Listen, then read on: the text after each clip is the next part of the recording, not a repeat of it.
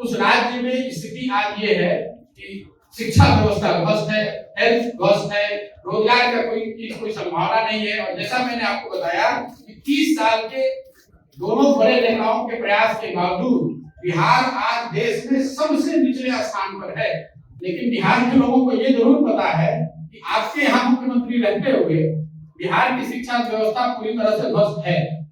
प्रशांत किशोर ने आज पटना में प्रेस कॉन्फ्रेंस में नीतीश कुमार और लालू प्रसाद यादव पर जमकर हमला बोला।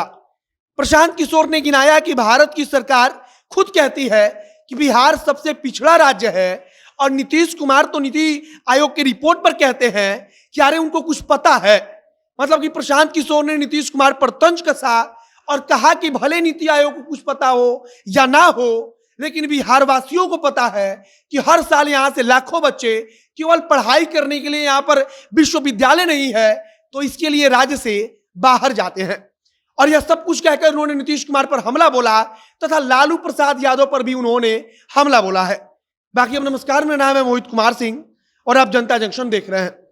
प्रशांत किशोर की तरफ से लालू प्रसाद यादव और नीतीश कुमार दोनों पर हमला बोला गया, गिनाया गया कि चाहे वो स्वास्थ्य हो, चाहे वो शिक्षा हो, चाहे वो कोई भी फील्ड हो, हर जगह बिहार सरकार सबसे पीछे है, बिहार राज्य सबसे पीछे है।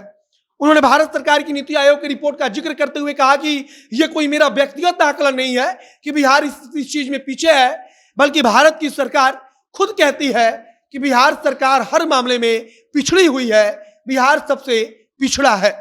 आगे वे कहते हैं कि यह भी नहीं कहा जा सकता है कि केंद्र में दूसरे किसी की सरकार है तो वो जानबूझकर बिहार के बारे में ऐसा बोल रही है जिससे कि बिहार सरकार की बदनामी हो, बल्कि बिहार में भाजपा की सरकार है तो केंद्र में भी भाजपा की सरकार है।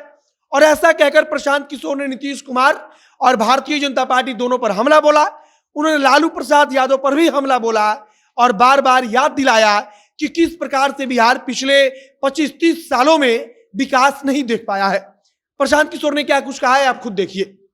जिस राज्य से गौतम बुद्ध, जैन, महावीर, चाणक्य, चंद्रगुप्त, अशोक यहाँ से निकले हैं, उस राज्य में स्थिति आज ये है कि शिक्षा व्यवस्था ध्वस्त है, हेल्थ ध्वस्त है, रोजगार का कोई संभावना नहीं है। और जैसा मैंने आपको बताया कि 30 साल के दोनों बड़े नेताओं के प्रयास के बावजूद बिहार आज देश में सबसे निचले स्थान पर है।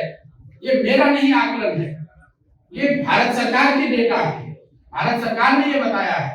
और जिनकी सरकार आज बिहार में है उनकी ही सरकार देश में है। ऐसा भी आप नहीं कह सकते हैं कि विपक्ष की सरकार दिल्ली में है इसलिए वो गलत डेटा दे रहे हैं। अब नीतीश जी से मैंने एक कोई प्रेस वार्ता उनकी देखी, नीति आयोग पर कुछ लोगों ने सवाल पूछा तो उन्होंने कहा अरे इनको कुछ पता है। संभव है कि किसी को कुछ नहीं पता है, लेकिन बिहार के लोगों को ये जरूर पता है कि आपके यहाँ मुख्यमंत्री रहते हुए बिहार की शिक्षा व्यवस्था पूरी तरह से ध्वस्त है, हेल्थ की व्यवस्था पूरी तरह से ध्वस्त है। बिहार के हजारों लाखों लड़के यहाँ से बाहर जाकर सबसे कठिन और दुरूह परिस्थितियों में काम करने के लिए मजबूर हैं। कांग्रेस के साथ आपकी बैठकें चली, कहा मिस हुआ कि प्रशांत किशोर और कांग्रेस में बात नहीं बनी। नहीं, कांग्रेस को लेकर जो बात हुई है उसको मैंने ऑन रिकॉर्ड भी कहा है। जहां तक कांग्रेस के साथ उनके मौजूदा स्थिति के असेसमेंट का सवाल है, उन्होंने जो संजीदगी और सीरियसनेस उनको दिखाना चाहिए था उन्होंने दिखाया। उन्होंने कमेटी बनाई, कांग्रेस की टॉप लीडर के साथ में बैठी, उन्होंने जो मैंने उनको दिखाया या जो मेरी सोच के अनुसार मैंने उनको बताया उससे उनकी पूरी सहमति थी। उसके बाद जो इस चीज को करने के लिए रास्ते बताए गए उस पर भी गहन चर्चा के बाद एक सहमति बनी कि इन रास्तों पर चलकर बेहतरी हो सकती है। लेकिन उसको एग्जीक्यूट करने की जो बात है उसके लिए उनके मन में एक परिकल्पना है एम्पावर्ड एक्शन ग्रुप की। वो चाहते थे कि मैं उस एम्पावर्ड एक्शन ग्रुप में ज्वाइन करके एक मेंबर के तौर पे कुछ जिम्मेवारी को निभाऊं। मेरा जो डिफरेंस ऑफ ओपिनियन रहा है वो इतना ही रहा है कि empowered action group will be formed with an executive order of the Congress President।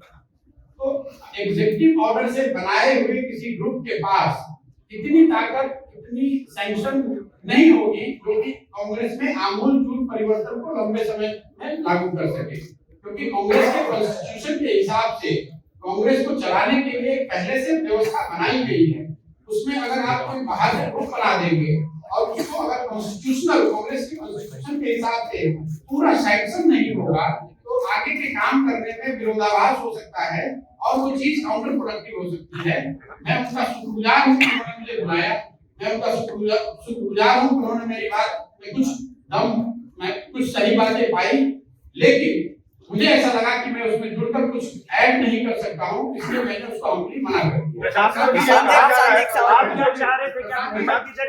तो आपने सुना कि प्रशांत किशोर क्या कुछ नीतीश कुमार और नीतीश कुमार के शासन के बारे में बोल रहे थे। और इसके अलावा जब कांग्रेस पार्टी से सवाल पूछा गया तब उन्होंने कहा कि वो लोग चाहते थे कि मैं मेंबर बन के आ जाऊं, जो कि मुझे स्वीकार नहीं था। वे काफी कुछ बताते हैं कि कांग्रेस की जो अपना संविधान है उसमें कैसी व्यवस्था है और इसको लेकर के वो इस बात के लिए तैयार नहीं होते कि वो परमानेंट मेंबर बनकर कांग्रेस पार्टी में चले जाएं, उस कमेटी का हिस्सा बन जाएं, और इसके लिए उन्होंने मना कर दिया। प्रशांत किशोर कहते हैं कि मैं शुक्रगुजार हूं कि कांग्रेस पार्टी की जो अध्यक्ष हैं, कांग्रेस पार्टी की जो नेता हैं, उन्होंने हमने जो कहा उस पर विचार विमर्श किया और उसके आधार पर कमेटी भी बनाई गई। बाकी प्रशांत किशोर पर हमारी नजर लगातार बनी हुई है। जिस प्रकार से जानकारी आती रहेगी, नई नई खबर हम आप तक पहुंचाते रहेंगे। वीडियो यहीं समाप्त करते हैं। वीडियो को शेयर कीजिएगा, फेसबुक पेज को लाइक कर लीजिए और यूट्यूब चैनल को सब्सक्राइब कीजिए। अंत में मेरा नाम है मोहित कुमार सिंह और कैमरे के पीछे ओम प्रकाश खड़े हैं। बहुत बहुत धन्यवाद।